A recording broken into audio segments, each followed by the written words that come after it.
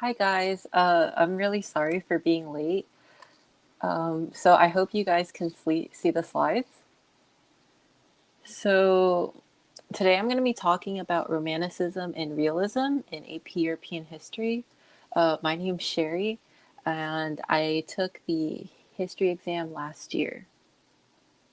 So you guys should definitely follow at Think Fiveable, as always, on Twitter, YouTube, and Instagram. We post a lot of notifications about our streams, and hopefully they won't start late next time. So today we're going to talk about Romanticism and Realism in the in the 19th century.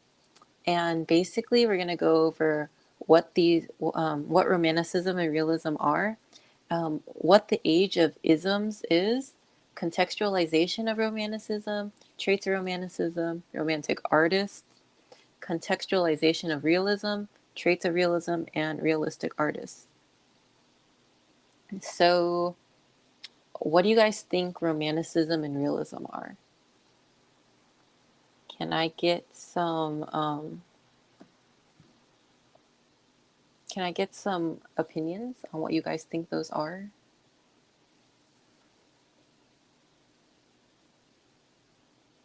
Any guesses? Yes, they are both art styles.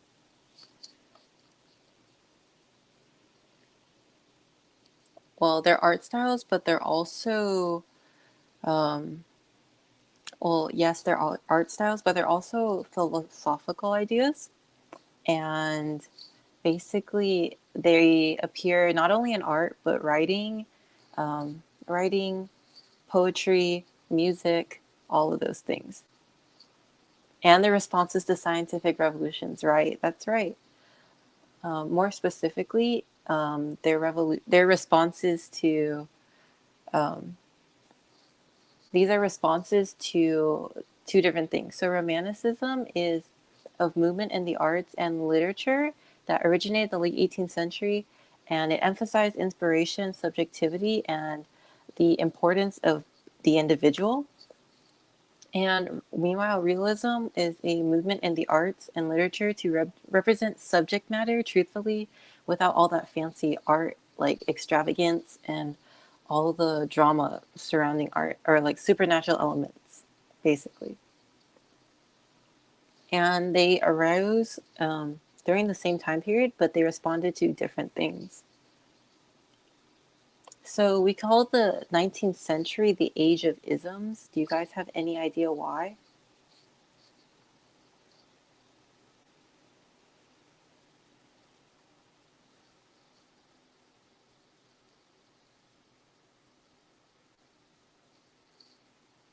Yes, many new theories arose. So we call it the 19th century the Age of Isms because the main ideas at the time all ended with ISM, basically.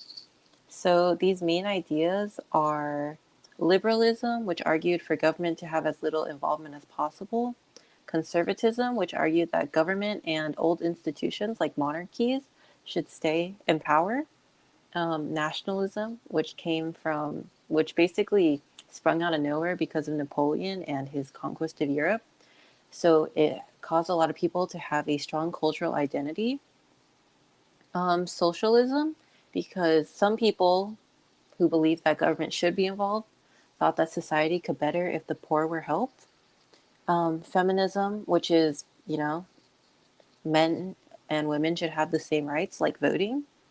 And Romanticism, which is basically an appreciation for nature that arose due to the Industrial Revolution.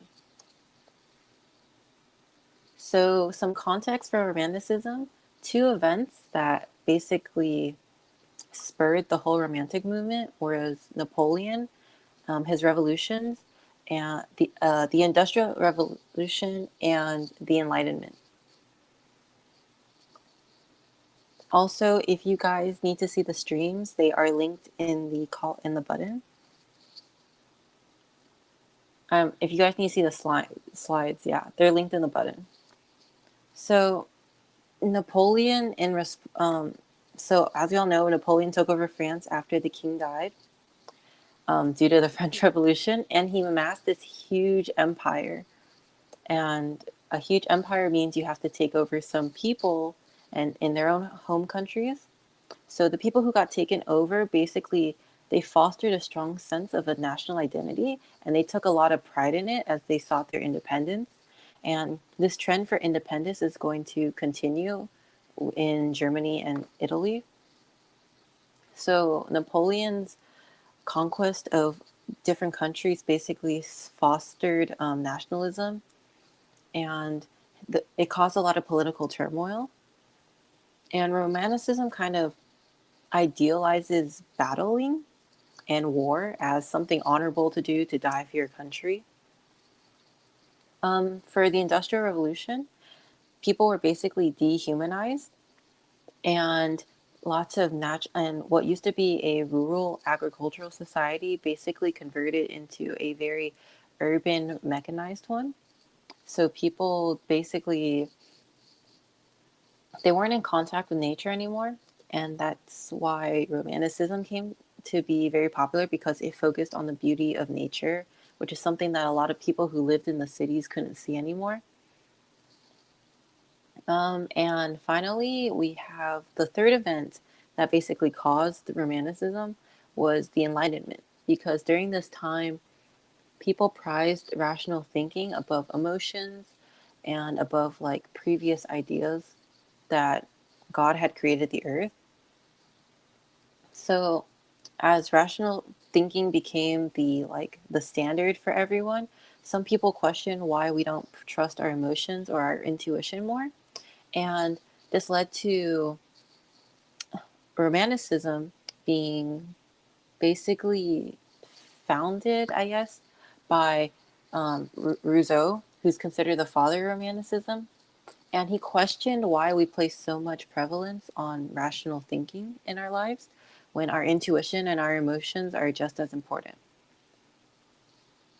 And if you guys can see the picture on the slides, that's a very iconic romantic picture of the French Revolution. So can you guys name as many words that start with the letter I as you can think of? And try to have them pertain to what you think Romanticism, like the traits of Romanticism are. And no cheating off the slides.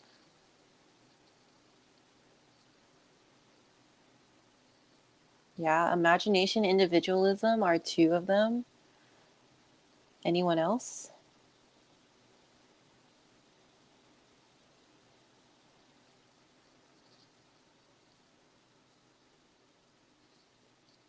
Okay, so we got two of them, which are imagination and individualism. And the other I words are, so basically I remember Romanticism because I think of the letter I, which is why I tried doing this. So all the traits of Romanticism that I like consider to be romantic basically start with I. And these are imagination, innocence, individualism or the individual, intuition, inner experience, and inspiration from nature, obviously.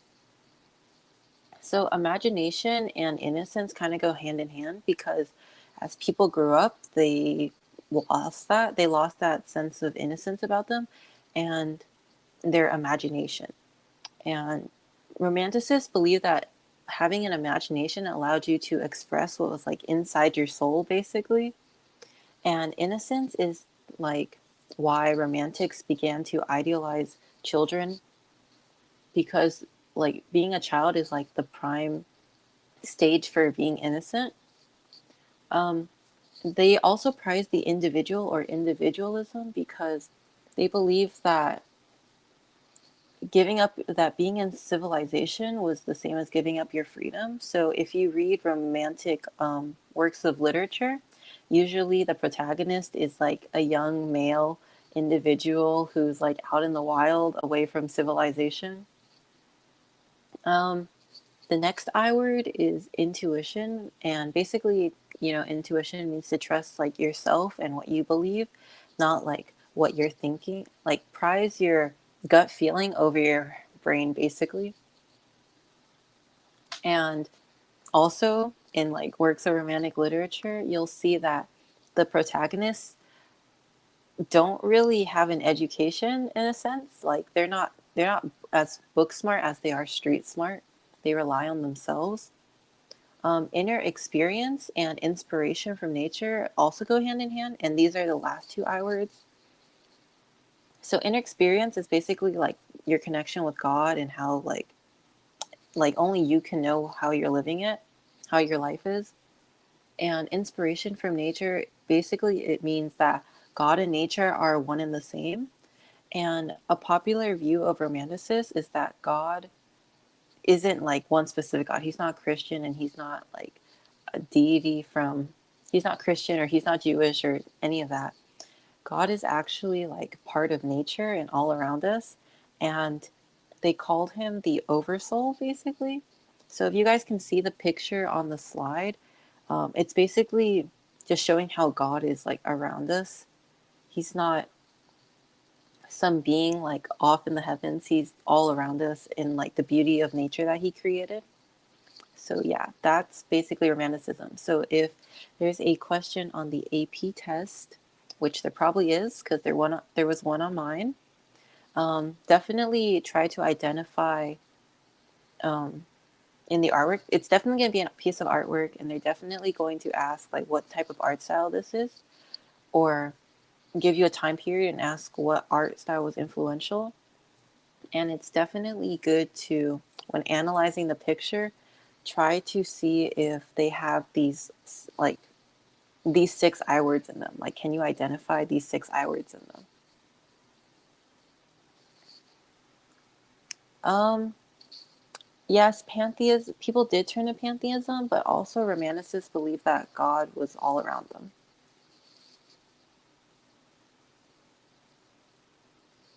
So next we're going to go over basically romantic artists first, and then we're going to come back to realistic artists. So some romantic artists, you don't really need to know romantic artists that much because they're never going to ask you questions about the artists, at least in my experience. But just like the most famous romantic artists are Turner, Friedrich, Goya, and Delacroix. And the most famous realistic authors, which you should know because their works of literature were very important, are Wordsworth, Mary Shelley, Coleridge, Lord Byron, and Percy Bysshe Shelley. And Mary and Percy were married, but Mary is more famous because she wrote a super famous book. Can you guys guess what that book is? Bob Ross. Bob Ross wasn't in this thing. Yes, I have a Bob Ross poster. And yes, it is Frankenstein. So that's why Mary Shelley is more famous than her husband because she wrote Frankenstein. And some romantic musicians of the time are Beethoven and Chopin. Or, yeah, I think I'm saying that right. But those are some romantic artists, authors, and poets of the time. Definitely, artists are super important. The works of art that they created are super important, and authors are super important. Musicians, not so much. For realism, even though we haven't gone over yet, some artists are Manet, Miller, and Daumier, and some authors were James Crane, Flaubert, Tolstoy, like Leo Tolstoy in Russia, and Charles Dickens, who wrote A Tale of Two Cities. And for musicians, they didn't have musicians for realism because realism is it didn't have as much of an effect on music as it did on the works of literature and art at the time, because how can you write realistic art if all art is realistic? Basically, there was no way of conveying like that emotion. And yeah, so now we're going to get into realism. Are there any questions on romanticism before we move on?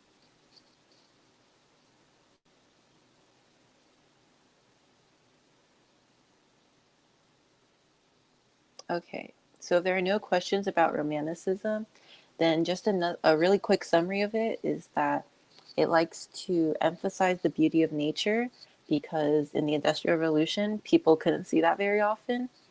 And it prioritizes emotion and trusting one's gut over rational thinking. So now we're going to get into realism, and basically some context for realism is the Industrial Revolution, which, like I said before, it depersonalized humans and made their lives, they're basically replaceable because before the Industrial Revolution, if you found work somewhere, your boss probably knew who you were, probably knew your family, asked you like how they were when you went to work, checked up on you, probably like your acquaintance or maybe even your friend. But in the Industrial Revolution, with so many machines, it basically people weren't people anymore. They were parts of a machine. And workers often labored in horrible working conditions with like 10-hour long days or even longer. There was practically no sunlight, really cramped. You did the same thing for hours and you got very little breaks. And you were paid horrible wages and lived in these disgusting cities full of disease that could burn down so easily. So, yeah, people didn't really like the cities very much. But the Industrial Revolution did really great things for the economy. And that's what was focused on basically when countries decided to undergo Industrial Revolution. And the Industrial Revolution basically brought great change to every social class's life. Even the rich were affected, although like way better by living in the suburbs than the poor workers in the cities. And realism, it's important to note that Romanticism came first and then realism came after. And realism is a response to Romanticism as well as the Industrial Revolution, because whereas Romanticism exaggerates and romanticizes life and war and like fighting and nature, it doesn't, realism doesn't want to do any of that. It wants to show people the truth about what they're dealing with, about everyday struggles, ordinary life, normal people and their environments. And because Romanticism was such a dominant and popular art style at the time, when realism took over, then things changed drastically. And Romanticism focused on the beauty of nature, like I said. So if you guys can see the picture on these slides, the colors are very dark and there's not much warmth to it compared to the French Revolution picture that was seen earlier. And basically, there's just no warmth to the picture. It's a city. It looks very, not pleasing to live in, basically. So, some traits of realism. Can you guys list as many as you can? And a hint is that realism is a response to Romanticism and not a good response. So they're trying to reject all of the traits that Romanticism had. Yeah, so as you can see in the name, as you can tell by the name, Romanticism depicted everyday life and reality. Anything else that you think was a key trait of Romanticism? Not necessarily more pessimistic, but it just like depicting ordinary life instead of exaggerating everything like the Romanticists. Any more guesses on traits of realism and the art and literature of that time?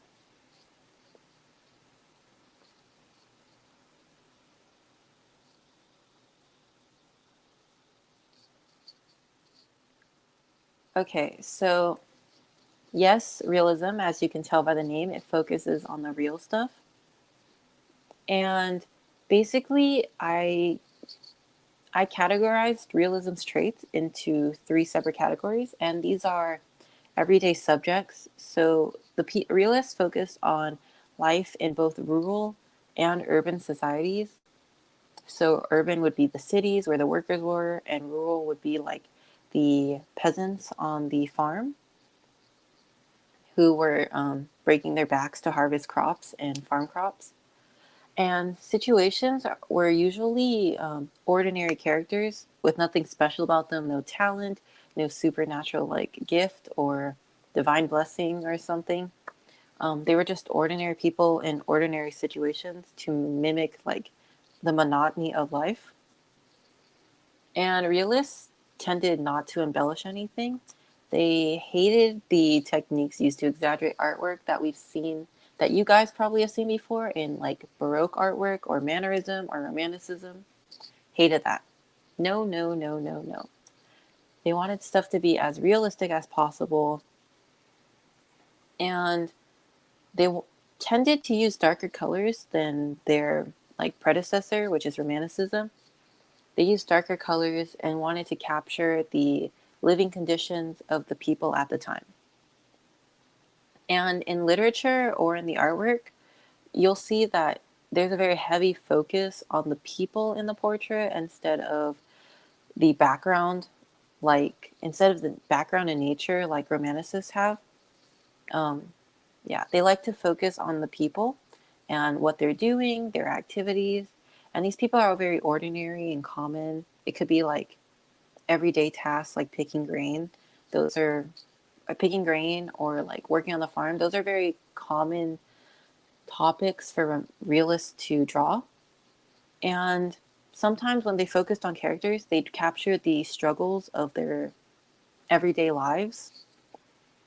Or in literature, it's usually a character um, who's faced with like an ethical decision or or an ethical decision or like their daily lives. So like in an earlier when I said a realistic author was Crane, that person is Stephen Crane. He is an American, but he wrote the Red Badge of Courage, which is about the Civil War. And like I said before, Romanticists loved war. They thought it was super great to die for your country, and it's super honorable, and everyone should like try to strive to give up, to have the ultimate sacrifice. Like that's something that should be cherished, and like yeah, that's basically just something that should be cherished. But Stephen Crane actually said, no, war is awful. People die. There's lots of blood, death. No one wants that. It's bad for everyone. And in his book, he basically went against the romanticized ideal of war. So, yeah, those are the three traits of realism: everyday subjects, lack of embellishment, and a focus on the characters. So, now we're going to play a game. So, if you guys could go to the slides. So we're going to play realistic or romantic. And basically, you guys tell me if these people or these pieces of art were realistic or romantic. So the first person is Henrik Ibsen. And do you guys think he's realistic or romantic?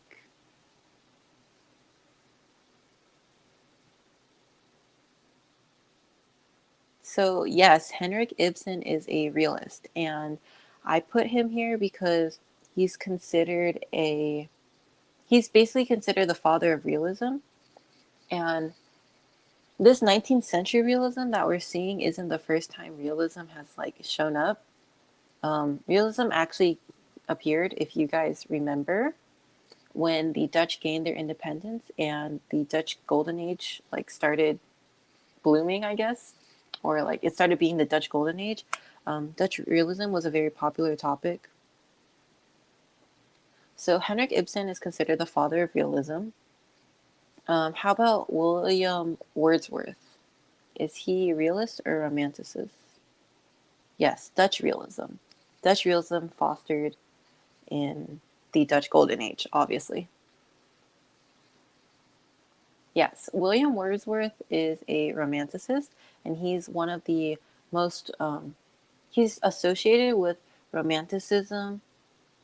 Like he's one of the most famous poets to be associated with Romanticism, I guess. and along with Coleridge, who I mentioned earlier, and Lord Byron. And he wrote a lot about the beauty of nature. And then finally, we have a really easy one, Percy Bysshe Shelley, or I don't know how to pronounce the middle name, but you guys get it. And yes, Percy Shelley is a romanticist, and he was a poet, but his wife is significantly more more well known due to her great book Frankenstein. So I have two pictures, and I'm not sure if you guys can see them, but there's one on the left and one on the right. And if you guys can see them, can you tell me if the picture on the left is romantic or realistic?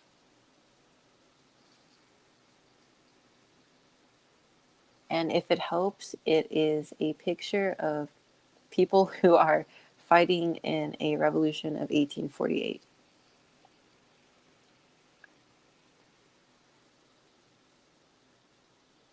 Yes, so this picture is romantic, and it definitely trips people up because, there's war and there's fighting and there's like a crowd of people and a lot of like just violence and yeah, just a lot of violence and like turmoil and human figures, so like realism obviously. But it's important to note that romanticists love drawing pictures of war just as much as they love drawing pictures of nature and beauty, because like I said before, they believe that dying for your country was such a great thing to do and that everyone should die for their country. And we're going to see later on, as you guys keep learning about European history, that this belief doesn't really go away until World War I, thanks to the Congress of Vienna. So the second picture should definitely be an easy one, and it's a boat and the sunset, and yeah, it's a boat in a sunset. So do you guys think it's romantic or realistic? Romantic. Yes, that's right. So if you were thinking romantic, you'd be right because it has this gorgeous sunset and the colors are really warm, and there's basically no society or no developed cities near it. It's just boats on the horizon in a beautiful sunset. So as you can see, nature is being idealized here, obviously. And for the picture of war, this was actually something quite similar to what was on the AP test for me. So, but it'll be in black and white, which is very annoying about AP tests, I'll be honest, because it doesn't allow you to see the close details of the artwork that you're looking at.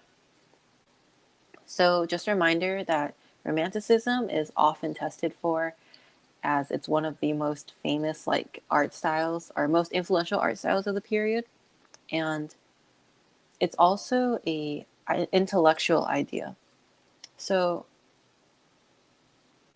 I'm not quite sure who the artwork is by, but it's romantic basically. And it's important to realize that romanticism is an intellectual idea as well as a art style and literature style, because people who are romantics are rejecting, we're also like great writers. And if you guys are in A-Push or maybe you like already learned about it, I don't remember, but Ralph Waldo Emerson, he's the one who came up with the idea of the oversoul, or God being all around us in nature. So it's important to note that these people believed, like, they were intellectuals. They're not just artists who don't trust the words of Enlightenment thinkers. They're people who believe that there's more to life than just rational thinking, and that rational thinking isn't the only thing you can trust in your life. So yeah, just note that Romanticism is commonly tested on, it's an intellectual idea, and on the AP test, if you can't tell what style a picture is, try to eliminate it by like picking out common shapes, basically, and then try to dwindle it down to two or even one answer that seems the most correct. So to summarize, I made this table, but since if you guys can't see it, I'll just describe it to you. And we have realistic and romantic, and I'm going to basically compare them by time period, features, what they were like, what events were occurring that inspired these movements to basically flourish, and what works of literature and art in this style emphasizes. So, can you guys tell me whether Romanticism or Realism came first?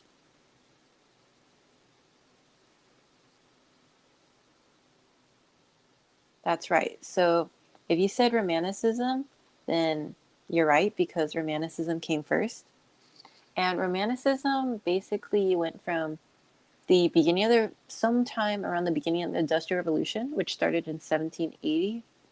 So Romanticism was around like 1790s, 1800s then, all the way to the 1850s, or more specifically 1848. But you can round up to 1850s. No one's going to dock you points on your essay for that. And basically, it flourished in the Industrial Revolution because, like I said before, we have pollution, dirty cities, rats, sewage, waste. You know, people are dying of disease, and there's pollution in the water that you're drinking.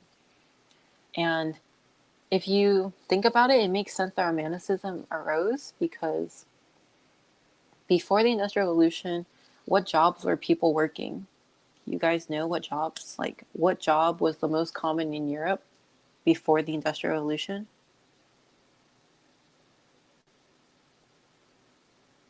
Okay, so if you said agriculture, you're right, because it definitely was the most important job.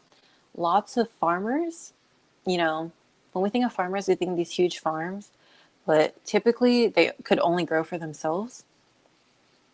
So these farmers, when the Industrial Revolution started and, you know, like places like Britain started closing off land and requiring lots of money, they just weren't able to compete. So they were forced to move to cities away from the beautiful nature that that they had grown up in, their father, their grandfather, their mother, their grandmother, like thousands of generations had grown up in. They're forced to move out. And these people moved into a cramped city that was usually usually not well kept, very unhealthy, unsanitary, lots of disease. Fire spread rapidly from one building to the next because these buildings are so tightly kept together, like they're so close together. And these buildings, in a room that's supposed to fit one family, it actually might have three families, and no one was going to tell these people that they couldn't have three families in there. And no, like, police force was going to tell them because police didn't really exist until the 19th century as a result of government getting involved, and which shows that conservatism isn't going to last. But, you know, back to Romanticists and the cities that they're in. And yeah, basically people are living cramped conditions. You know, they're depersonalized, they're not humans, all of that good stuff. Not good stuff, all that bad stuff. All of that bad stuff. And then because of this, you can tell that, like, you know, if you're born in the countryside and you move to the city all of a sudden and you can't see any nature, any nature, the skies are dark. Like in Britain, the smog is so bad, and like breathing conditions are so bad because the coal is like releasing thousands of like a lot of pollution into the sky that like breathing is very hard for children. You know, all of that. If you're a farmer who moved, you're going to miss the city, which makes sense. You're not going to miss the city. You're going to miss the rural side, which is why Romanticism was so popular, because it provided farmers who are basically forced to become city workers. It provided them with the nostalgia that they needed in their lives. And Romanticists also emerged as a result of the Enlightenment thinkers. So definitely remember that. And then after Romanticism came Realism, which is actually a response to Romanticism. Wow.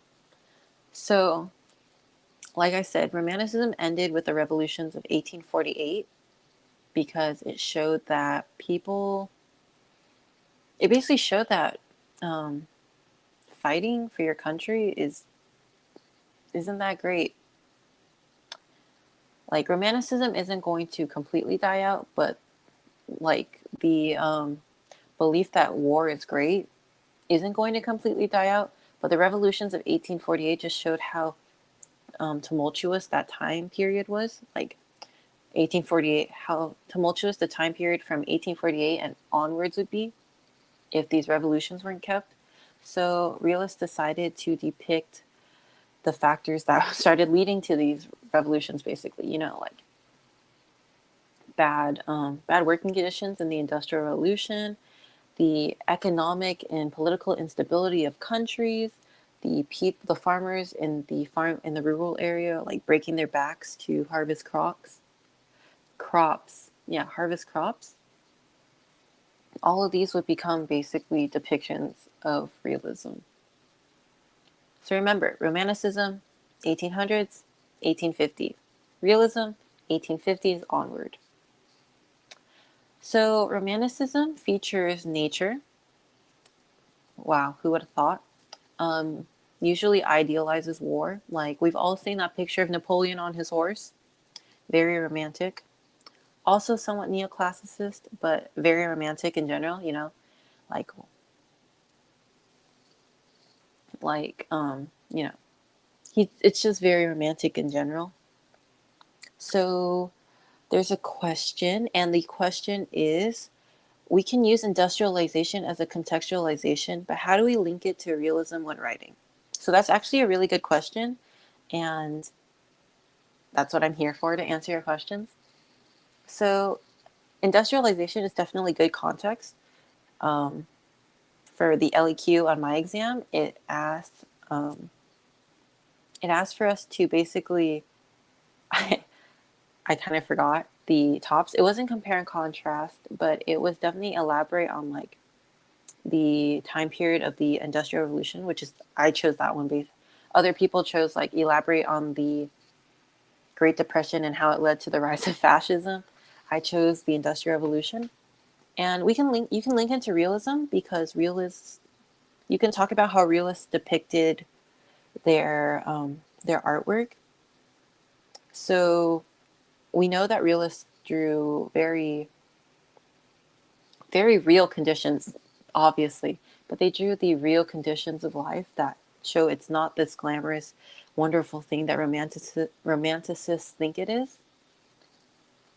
So when you talk about how realistic art or realistic literature talked about ordinary people in ordinary conditions, you can say that the ordinary conditions of the time, due to industrialization, were bad living wages, horrible conditions.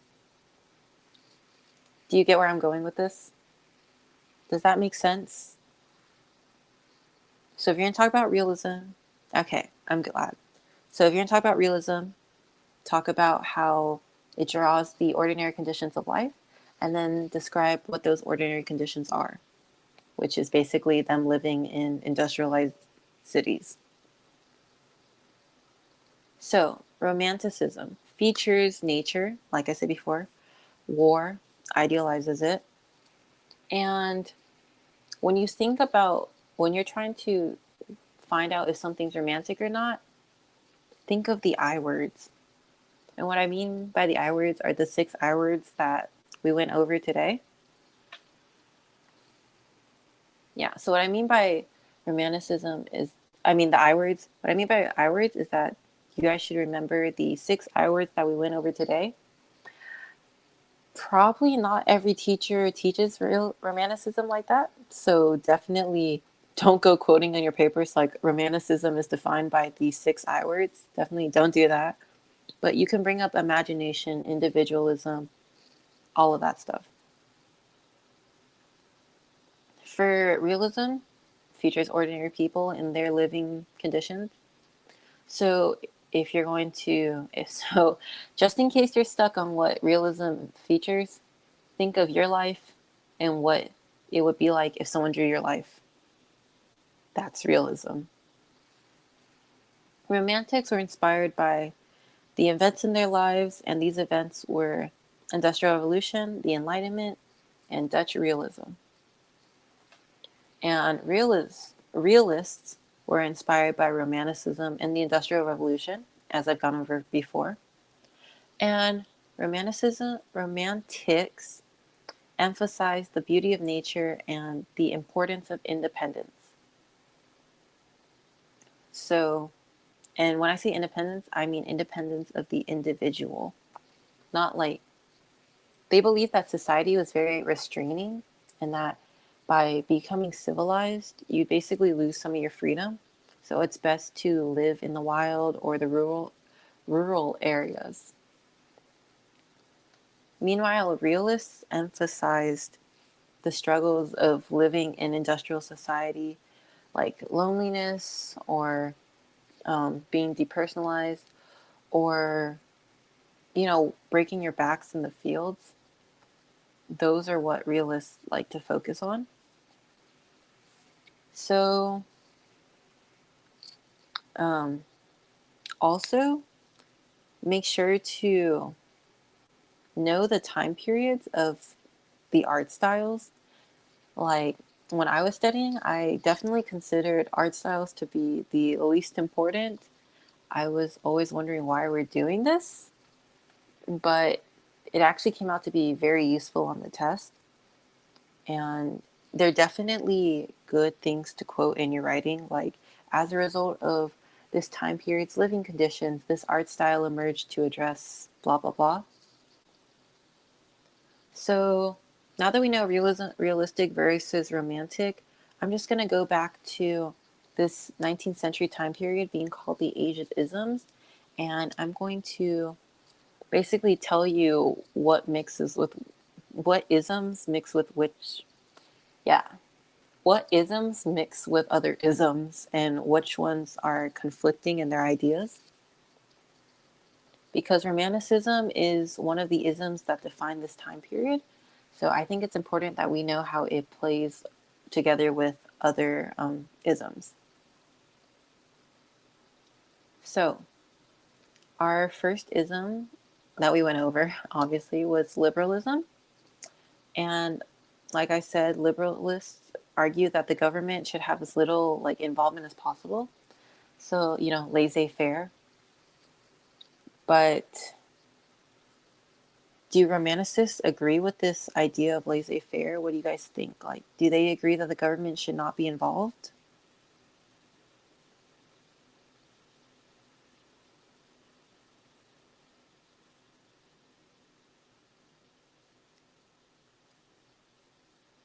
So, if you think no, you would be right, because liberalists want the government to have as little involvement as possible so that they can keep driving industrialization.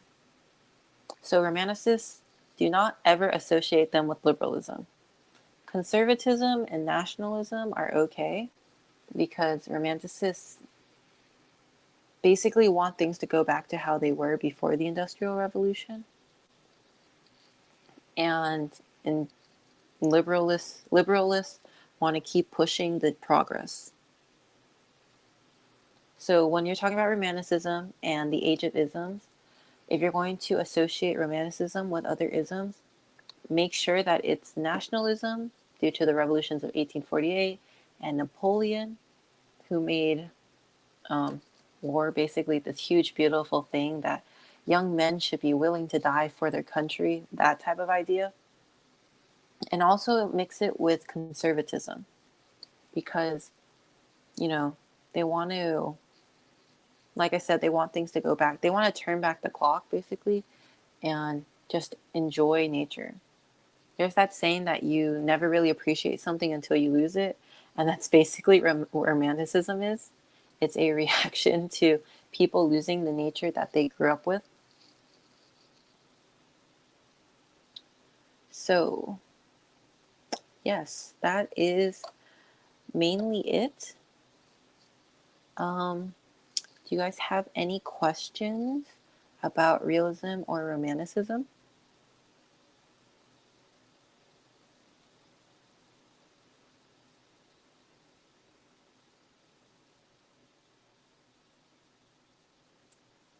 Okay, well, some other tips are that romanticism, if you ever forget what romanticism is, don't think of it as being romantic or falling in love, because it's definitely not. It's not falling in love with people, at least. Nature, maybe. But just remember that, no, it's not falling literally in love. They're not romantics in the modern sense. They're romantics because they prize nature. So if you ever read something on your AP test that says, oh, like the skies are beautiful, or like something like that, or an excerpt like that, immediately associate it with romanticism if it's within the 1800s, like the 19th century. Immediately associate it with romanticism. And if you're doing realism, which I don't consider to be that important, but you never know because they changed the curriculum this year. If you're going to talk about realism, definitely talk about how it contrasts romanticism and basically how life is not as great as people think it is, and how war is not as great as people think it is. Due to the Congress of Vienna, so you guys have learned about Napoleon, right? And the French Revolution, since we're already like 2 months into second semester. I'm hoping you guys have got there already. So if you already got into the French Revolution and Napoleon, which is great, make sure to note that Romanticism is kind of, it's not a bad response to Napoleon because they actually loved the nationalism that he created, but the people who are romanticists weren't on the front lines of the war, which is why they're romanticizing it. And they basically spread this huge idea like all across Europe that dying for your country is a great thing. Every young man should be honored to do it. And like having a strong sense of national pride is why like romanticists mix well with nationalists. Yeah, so this strong sense of pride, because of Congress of Vienna, it was so successful. Concert of Europe, not so much, but the Concert of Vienna was so successful that it kept Europe war-free for 15 years, about 15 years. Not 15 years. It kept Europe war-free for about 100 years. I don't know where the number 15 came from, but it kept Europe war-free for about 100 years, which is basically a testament to how successful it is. And because of this, that idea of war and dying for your country being really great is going to pop up again right before World War I, where everyone's going to join the fighting because we need to defend democracy against Germany, basically. Yeah, like we need to defend rights against Germany and all that good stuff. And lots of European young men are going to join World War I because they want to follow this idealistic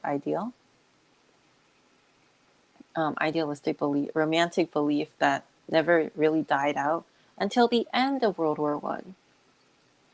So yeah, that's how you guys can get another extra point on your essay writing. There is a point in the rubric that says they show like more developed thinking or something like that. And a way to do this is to make a connection to a future event, even if it's outside of your essay's time period. So if you're talking about romanticism, you can definitely talk about how people were ready to fight in the war because death is no big deal, but it's like a shame if you're alive and you didn't fight for your country. Like, You can definitely mention how this idea prevails well into World War One, despite Romanticism having occurred more than 100 years before. So yeah, thank you guys so much for coming to my stream. I'm sorry it started a little bit late. It's my fault. And I hope you guys come back for another one soon. Do you have any questions for me?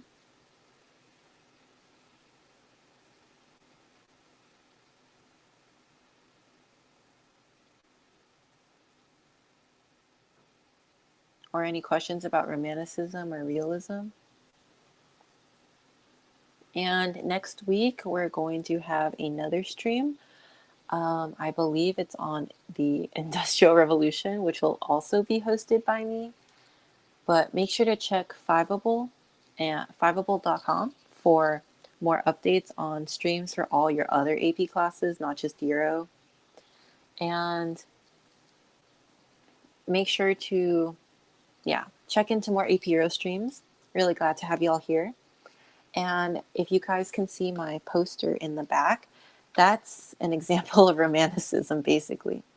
So if you ever forget what Romanticism is and you need a reminder and you can't think of any I words, just think of Bob Ross and his pictures, because he's romanticizing romanticizing the beauty of nature, basically. Okay, thank you guys so much for coming to my stream. I really appreciate it, and I will see you guys next week. Bye.